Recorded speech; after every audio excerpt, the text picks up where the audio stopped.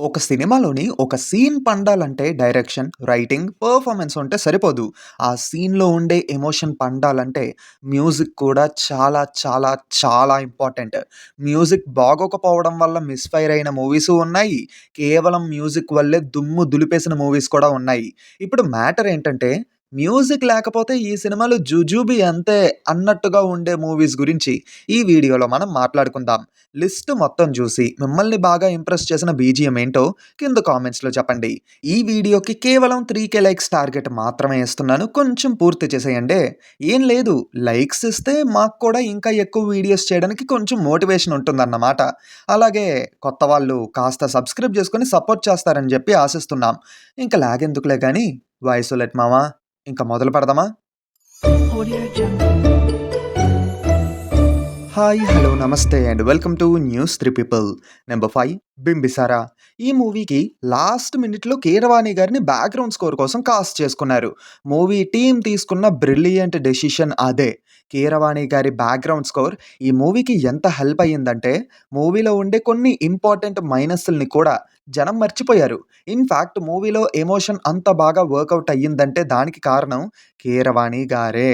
'నీతో ఉంటే చాలు' సాంగ్ ఉంది కదా! అదే ఆ పాపతో పాటు ఉన్నప్పుడు ఒక సాంగ్ వస్తది. ఆ సాంగ్ గాని, ఆ ట్యూన్‌తో ఉండే బీజీఎం కానీ, ఎమోషనల్‌గా చాలా డీప్‌గా కనెక్ట్ చేసేసింది ఆడియన్స్‌ని. అంత బాగుంటుంది కీరవాణి గారి బ్యాక్‌గ్రౌండ్ స్కోర్ ఈ మూవీ విషయంలో. ఐ హోప్ 'బింబిసారా 2'కి కూడా రెమ్యూనరేషన్ ఎక్కువైనా పర్లేదు. కీరవాణి గారినే బ్యాక్‌గ్రౌండ్ స్కోర్ కింద తీసుకుంటే చాలా హెల్ప్ అవుద్దని చెప్పి నా ఉద్దేశం. మీరేమంటారు? కింద కామెంట్స్‌లో చెప్పండి. నంబర్ 4 'అఖండ'. 'అఖండ' మూవీని తమనన్న బీజీఎం తీసేసి చూసినా సరే, ఆ ఫీలు, ఆ హయ్యి అలానే ఉంటుంది అని బోయపాటి గారు చెప్పారు.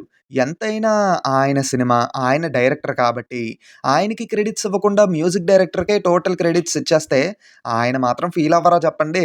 కానీ నిజమేంటంటే, 'అఖండ' మూవీ అంత పెద్ద హిట్ అయ్యిందంటే దానికి కారణం తమనన్నే. మూవీలోని ఫస్ట్ ఫ్రేమ్ దగ్గర నుంచి ఎండ్ కార్డ్స్ పడినంత వరకు రక్తం, లిటరల్లీ రక్తం చిందించాడు తమనన్న. ఆ బీజీఎం వింటూ ఉంటే పూనకాలు రావడం పక్కా. ఓవర్‌సీస్‌లో అయితే ఆ బీజీఎంకి భయపడి స్పీకర్స్‌లో సౌండ్ తగ్గిచ్చారు మామ.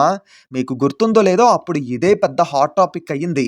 నిజం చెప్తున్నాను, ఒక రకమైన ట్రాన్స్‌లోకి వెళ్ళిపోతాం. మరి ఆ బీజీఎంలో ఉండే ఆ ఫీలు, ఆ ఎమోషను ఉంటది చూడండి. వేరే రేంజ్‌లో ఉంటది.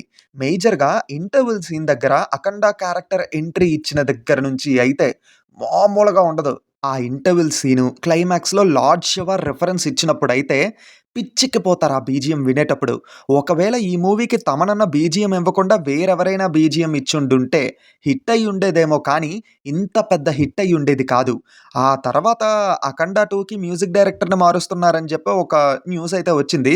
ఆ న్యూస్ రాగానే నాకు జివ్వుమన్నది. తమనన్న కాకుండా ఇంకెవ్వరు ఆ మూవీకి తగ్గ బీజీఎం ఇవ్వలేరు అని అనుకున్నా. థాంక్ బోయ తమనన్ననే తీసుకొచ్చారు మళ్ళీన. నాకైతే యాక్చువల్లీ ఒక్కటే అనిపిస్తూ ఉంటది. 'రజనీకాంత్' గారికి అనిరుద్ ఎలాగో 'బాలయ్య బాబుకి' తమనన్న అలాగా అని. మీరేమంటారు? కింద కామెంట్స్‌లో చెప్పండి. ఎలాగో 'రజనీకాంత్' గారి ప్రస్తావన వచ్చింది కాబట్టి నంబర్ 3 'జైలర్'. ఈ మూవీకి బీజీఎం ఎంత హెల్ప్ చేసిందంటే మనం చెప్పక్కర్లేదు. 'రజనీకాంత్' గారే చెప్పేశారు. Without Anirudh it was N average movie. With Anirudh it was N block buster movie. అసలు తలైవా అలా నడుచుకుంటూ వస్తూ ఉంటే వెనక మన బక్కోడు గ్యాప్ ఇవ్వకుండా 'హుకుమ్' బీజీఎం కొడుతూ ఉంటే వస్తాది మామ హయ్యి. ఇప్పటికి ఫుల్ వాల్యూమ్ పెట్టుకొని ఆ 'హుకుమ్' సాంగ్ వింటూ ఉంటే గూస్ బంప్స్ మామూలుగా రావు. ప్రెజెంట్ జనరేషన్‌లో మ్యూజిక్‌తోని 'రజనీ' సార్‌ని ఎలివేట్ చెయ్యాలంటే అనిరుద్ వల్ల మాత్రమే సాధ్యం. ఎంతైనా మేనల్లుడు కదా! మావకి ఎలాంటి బ్యాక్‌గ్రౌండ్ స్కోర్ ఇస్తే బాగుంటాదో ఆ మాత్రం తెలియకుండా ఉంటదా చెప్పండి?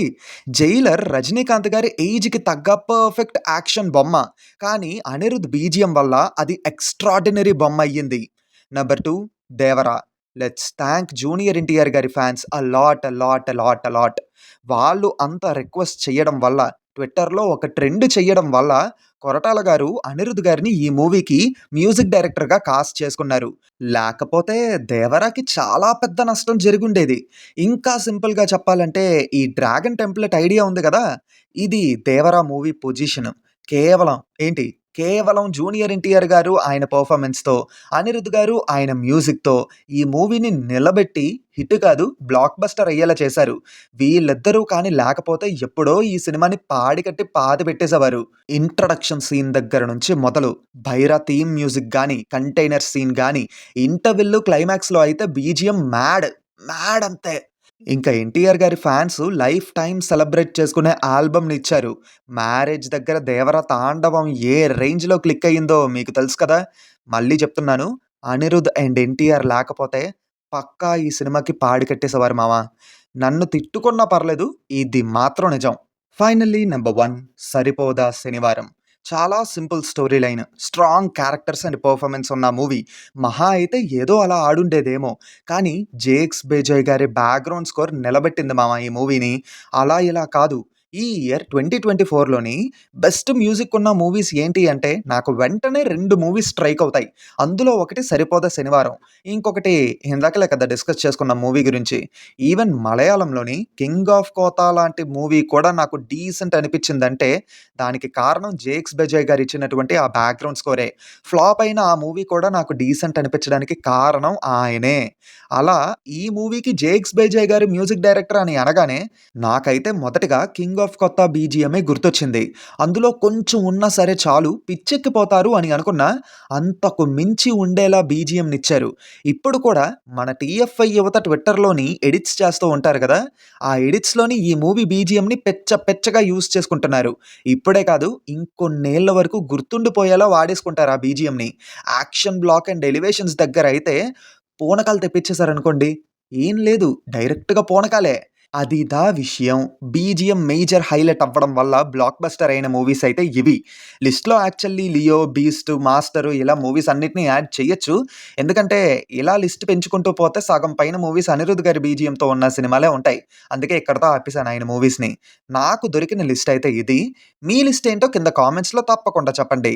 ఆల్సో ఎక్స్‌ట్రార్డినరీ స్క్రిప్ట్‌కి ఎక్స్‌ట్రార్డినరీ బీజీఎం యాడ్ అయితే రిజల్ట్ వేరే లెవెల్‌లో ఉంటాది అని నిరూపించిన మూవీస్ గురించి ఇంకో లిస్ట్ అయితే రెడీ చేస్తున్నాను.